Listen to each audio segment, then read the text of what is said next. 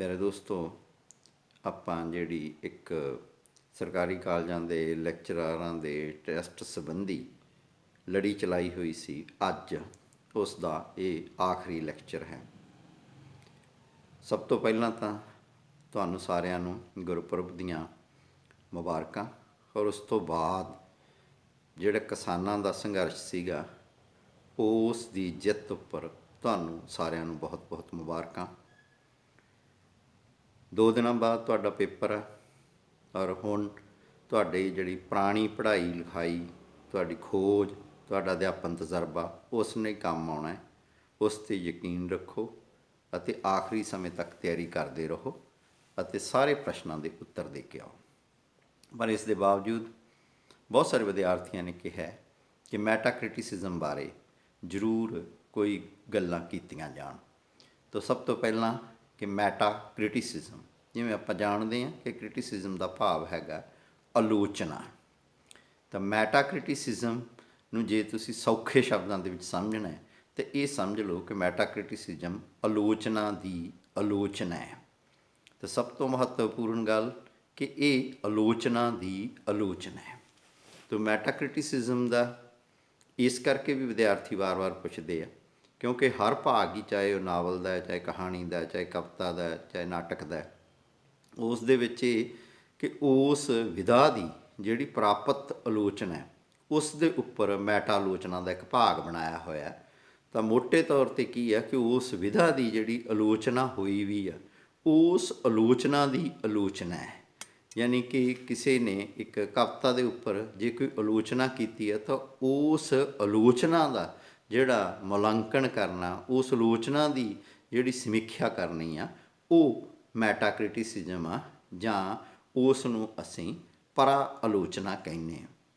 ਇਹ ਜਿਹੜੀ ਪਰਾ ਆਲੋਚਨਾ ਜਾਂ ਮੈਟਾ ਆਲੋਚਨਾ ਹੈ, ਇਹਦਾ ਬੁਨਿਆਦੀ ਤੌਰ 'ਤੇ ਜਿਹੜਾ ਸੰਬੰਧ ਆ ਉਹ ਇੱਕ ਵੱਖਰੇ ਕਿਸਮ ਦਾ ਅਨੁਸ਼ਾਸਨ ਆ, ਜਿਹੜਾ ਕਿ ਕਿਸੇ ਜਿਹੜੀ ਸਾਹਿਤਕ ਕਿਰਤ ਆ ਉਸ ਦਾ ਜਿਹੜਾ ਵਿਸ਼ਲੇਸ਼ਣ ਕੀਤਾ ਹੁੰਦਾ, ਉਹਦੀ ਜਿਹੜੀ ਆਲੋਚਨਾ ਕੀਤੀ ਹੁੰਦੀ ਆ, ਉਸ ਦੇ ਬਾਰੇ ਅੱਗੋਂ ਵਿਚਾਰ ਕਰਨੀ। ਅਤੇ ਵਿਚਾਰ ਕਿਸ ਪੱਖੋਂ ਕਰਨੀ ਹੈ?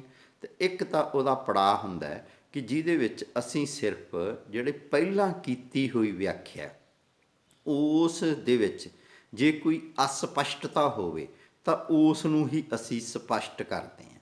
ਉਹ ਤਾਂ ਪਹਿਲਾ ਪੜਾਅ ਹੈਗਾ ਕਿ ਜਿਹਨੂੰ ਕਹਿ ਸਕਦੇ ਹਾਂ ਕਿ ਅਸੀਂ ਸਿਰਫ ਵਿਆਖਿਆ ਦੀ ਵਿਆਖਿਆ ਹੀ ਕਰਦੇ ਹਾਂ। ਜਿਹੜਾ ਉਸ ਦਾ ਦੂਸਰਾ ਪੜਾਅ ਹੁੰਦਾ ਹੈ ਕਿ ਕੇਵਲ ਅਸੀਂ ਵਿਆਖਿਆ ਦੀ ਵਿਆਖਿਆ ਹੀ ਨਹੀਂ ਕਰਦੇ, ਸਗੋਂ ਅਸੀਂ ਉਸ ਸਾਹਿਤਕ ਕਿਰਤ ਬਾਰੇ ਜਿਹੜੀਆਂ ਪ੍ਰਾਪਤ ਹੋਰ ਵਿਆਖਿਆਵਾਂ ਉਹਨਾਂ ਦੇ ਨਾਲ ਉਸ ਦੀ ਤੁਲਨਾ ਕਰਦੇ ਹਾਂ, ਕੰਪੈਰੇਟਿਵ ਕਰਦੇ ਹਾਂ, ਉਹਦੀ ਤੁਲਨਾ ਕਰਦੇ ਹਾਂ। ਉਸ ਤੋਂ ਵੀ ਜਿਹੜਾ ਅਗਲਾ ਪੜਾਅ ਹੈ, ਅਗਲਾ ਪੜਾਅ ਇਹ ਆ ਕਿ ਅਸੀਂ ਨਾ ਕੇਵਲ ਵਿਆਖਿਆ ਦੀ ਹੀ ਅੱਗੋਂ ਵਿਆਖਿਆ ਕਰਦੇ ਹਾਂ, ਸਗੋਂ ਉਸ ਦੀ ਦੂਸਰੇ ਨਾਲ ਤੁਲਨਾ ਹੀ ਨਹੀਂ ਕਰਦੇ, ਸਗੋਂ ਇਹ ਜਾਣਨ ਦੀ ਕੋਸ਼ਿਸ਼ ਕਰਦੇ ਹਾਂ ਕਿ ਆਖਰ ਜਿਹੜਾ ਸਾਡਾ ਆਲੋਚਕ ਆ ਉਹ ਕਿਸੇ ਸਾਹਿਤਕ ਕਿਰਤ ਪ੍ਰਤੀ ਇਸ ਸਿੱਟੇ 'ਤੇ ਕਿਉਂ ਪੁੱਜਿਆ, ਉਸ ਦੇ ਪਿਛੋਕੜ ਵਿੱਚ ਕਿਹੜੇ ਸਿਧਾਂਤ ਕਾਰਜਸ਼ੀਲ ਨੇ, ਉਸ ਦਾ ਬੈਕਗਰਾਊਂਡ ਕੀ ਆ, ਉਹਦਾ ਪਿਛੋਕੜ ਕੀ ਆ, ਉਹਦਾ ਵਿਚਾਰਧਾਰਕ ਪਿਛੋਕੜ ਕੀ ਹੈ। ਤਾਂ ਇੱਕ ਤਰ੍ਹਾਂ ਨਾਲ ਜਦੋਂ ਅਸੀਂ ਆਲੋਚਨਾ ਦੀ ਆਲੋਚਨਾ ਕਰਦੇ ਹਾਂ ਤਾਂ ਅਸੀਂ ਉਹਨਾਂ ਅਮੂਰਤ ਪਿੱਛੇ ਕਾਰਜਸ਼ੀਲ ਨਿਯਮਾਂ ਦੀ ਤਲਾਸ਼ ਵਿੱਚ ਹੁੰਦੇ ਹਾਂ ਕਿ ਜਿਹੜੇ ਨਿਯਮ ਉਸ ਆਲੋਚਨਾ ਦਾ ਆਧਾਰ ਬਣੇ ਹੁੰਦੇ ਆ। ਜੇ ਇਸ ਤਰ੍ਹਾਂ ਗੱਲ ਕਈ ਵਾਰ ਸਾਰੀ ਸਿਧਾਂਤਕ ਅਤੇ ਅਮੂਰਤ ਹੋ ਜਾਂਦੀ ਆ, ਵਿਦਿਆਰਥੀਆਂ ਨੂੰ ਉਹ ਉਸ ਤਰ੍ਹਾਂ ਸਮਝ ਘੱਟ ਆਉਂਦੀ ਆ, ਤਾਂ ਆਪਾਂ ਇੱਕ ਉਦਾਹਰਨ ਲੈਂਦੇ ਹਾਂ ਕਿ ਜਿਵੇਂ ਕਵਿਤਾ ਹੈ। ਕਵਿਤਾ ਦੇ ਵਿੱਚੋਂ ਆਪਾਂ ਪ੍ਰਸਿੱਧ ਟੈਕਸਟ ਆ ਜਿਹੜੀ, ਉਹ ਮੰਨ ਲਓ ਹੀਰ ਰਾਂਝਾ ਲੈ ਲੈਂਦੇ ਹਾਂ, ਵਾਰਿਸ ਸ਼ਾਹ ਦੀ ਹੀਰ ਲੈ ਲੈਂਦੇ। ਅਤੇ ਵਾਰਿਸ ਸ਼ਾਹ ਦੀ ਹੀਰ ਉੱਪਰ ਲਗਭਗ ਸਾਡੇ ਜਿਹੜੇ ਸਾਰੇ ਹੀ ਮੱਧਕਾਲੀ ਆਲੋਚਕ ਆ, ਉਹਨਾਂ ਨੇ ਖਾਸ ਕਰਕੇ ਜਿਹੜੇ ਕਿੱਸਾ ਕਾਵਿ 'ਤੇ ਕੰਮ ਕੀਤਾ, ਉਹਨਾਂ ਨੇ ਇਸ ਦੇ ਉੱਪਰ ਆਲੋਚਨਾ ਕੀਤੀ। ਅਤੇ ਜਦੋਂ ਅਸੀਂ ਉਹਨਾਂ ਆਲੋਚਕਾਂ ਦੀ ਆਲੋਚਨਾ ਕਰਨੀ ਆ ਤਾਂ ਉਦਾਹਰਨ ਵਜੋਂ ਕਿ ਵਾਰਿਸ ਸ਼ਾਹ ਦੀ ਹੀਰ ਬਾਰੇ ਸੰਤ ਸਿੰਘ ਸੇਖੋਂ ਦਾ ਅਤੇ ਵਾਰਿਸ ਸ਼ਾਹ ਦੀ ਹੀਰ ਬਾਰੇ ਜਿਹੜਾ ਕਿਸ਼ਨ ਸਿੰਘ ਦਾ ਦ੍ਰਿਸ਼ਟੀਕੋਣ ਆ, ਉਹਨਾਂ ਦੀ ਮੰਨ ਲਓ ਅਸੀਂ ਮੁਲਾਂਕਣ ਕਰੀਏ ਤਾਂ ਸਾਨੂੰ ਪਤਾ ਚੱਲਦਾ ਹੈਗਾ ਕਿ ਉਹ ਇਹਨਾਂ ਸਿੱਟਿਆਂ 'ਤੇ ਕਿਉਂ ਪੁੱਜੇ। ਪਹਿਲਾ ਪੜਾਅ ਤਾਂ ਹੀਰ ਦੀ ਵਿਆਖਿਆ ਦਾ, ਜਿਹੜਾ ਸੰਤ ਸਿੰਘ ਸੇਖੋਂ ਨੇ ਵੀ ਕੀਤੀ ਅਤੇ ਕਿਸ਼ਨ ਸਿੰਘ ਨੇ ਵੀ ਕੀਤੀ। ਉਹਦੇ ਵਿੱਚ ਬਹੁਤ ਹੀ ਸਰਲ ਅਰਥ ਤਾਂ ਹੀ ਹੁੰਦੇ ਕਿ ਤੁਸੀਂ ਔਖੇ ਸ਼ਬਦਾਂ ਦੇ ਅਰਥ ਦੱਸ ਦਿਓ, ਉਸ ਦੀ ਕਹਾਣੀ ਦੱਸ ਦਿਓ, ਕਹਾਣੀ ਦਾ ਸਾਰ ਪੇਸ਼ ਕਰ ਦਿਓ। ਪਰ ਉਸ ਤੋਂ ਅਗਲਾ ਪੜਾਅ ਕਿ ਇਹ ਕਹਾਣੀ ਉਦੋਂ ਕਿਉਂ ਉਪਜੀ, ਇਹਦੇ ਜਿਹੜੇ ਕਾਰਨ ਨੇ ਉਹ ਸੰਤ ਸਿੰਘ ਸੇਖੋਂ ਨੂੰ ਹੋਰ ਜਾਪਦੇ ਆ ਅਤੇ ਕਿਸ਼ਨ ਸਿੰਘ ਨੂੰ ਹੋਰ ਜਾਪਦੇ ਆ। ਤਾਂ ਉਹਦਾ ਕਾਰਨ ਫਿਰ ਜੇ ਅਸੀਂ ਪਿੱਛੇ ਲੱਭਦੇ ਹਾਂ, ਜਿਹੜੀ ਮੈਟਾ ਕ੍ਰਿਟਿਸਿਜ਼ਮ ਆ ਉਹ ਫਿਰ ਉਹਦਾ ਰੂਟ ਕਾਜ, ਉਹਦਾ ਮੂਲ ਕਾਰਨ ਲੱਭਦੀ ਹੈ ਕਿ ਮੂਲ ਕਾਰਨ ਕੀ ਹੈ, ਕਿ ਉਹਨਾਂ ਦੀ ਆਲੋਚਨਾ ਦੀ ਮੰਤਰ ਦੀ ਜਿਹੜੀ ਸੰਰਚਨਾ ਹੈ ਉਹ ਇੱਕ ਦੂਸਰੇ ਤੋਂ ਭਿੰਨ ਕਿਉਂ ਆ, ਉਹਨਾਂ ਦੀ ਵਿਚਾਰਧਾਰਕ ਵਖਰੇਵਾਂ ਕੀ ਆ। ਅਤੇ ਉਹ ਅਸੀਂ ਜਾਣਦੇ ਹਾਂ ਕਿ ਜਿਹੜੀ ਸਿੱਧ ਪੱਧਰੀ ਜਿਵੇਂ ਦਿਸਦੇ ਦੀ ਪੱਧਰ 'ਤੇ ਜਿਹੜਾ ਆਲੋਚਨਾ ਹੈਗੀ ਆ ਉਹ ਸੰਤ ਸਿੰਘ ਸੇਖੋਂ ਦਾ ਆਧਾਰ, ਅਤੇ ਕਿਸੇ ਜਜ਼ਬੇ ਦੇ ਚਿੱਤਰ ਦੇ ਪਿਛੋਕੜ ਵਿੱਚ ਕੀ ਕਾਰਜਸ਼ੀਲ ਹੈਗਾ ਉਹ ਜਿਹੜਾ ਆਧਾਰ ਆ ਉਹ ਕਿਸ਼ਨ ਸਿੰਘ ਦਾ। ਇਸ ਕਰਕੇ ਦੋਹਾਂ ਦੇ ਵਿੱਚ ਫਰਕ ਆ। ਪੰਜਾਬੀ ਦੇ ਵਿੱਚ ਅਸੀਂ ਮੈਟਾ ਕ੍ਰਿਟਿਸਿਜ਼ਮ ਦੀ ਗੱਲ ਕਰਦੇ ਹਾਂ ਤਾਂ ਪੰਜਾਬੀ ਵਿੱਚ ਜਿਨ੍ਹਾਂ ਨੇ ਮੈਟਾ ਕ੍ਰਿਟਿਸਿਜ਼ਮ ਕੀਤੀ ਉਹ ਕੁਝ ਲੇਖ ਆ ਜਿਹੜੇ ਮੁੱਢਲੇ ਤੌਰ 'ਤੇ ਉਹ ਸਾਨੂੰ ਮਿਲਦੇ ਸੀਗੇ ਰਵਿੰਦਰ ਸਿੰਘ ਰਵੀ ਹੋਰਾਂ ਦੇ।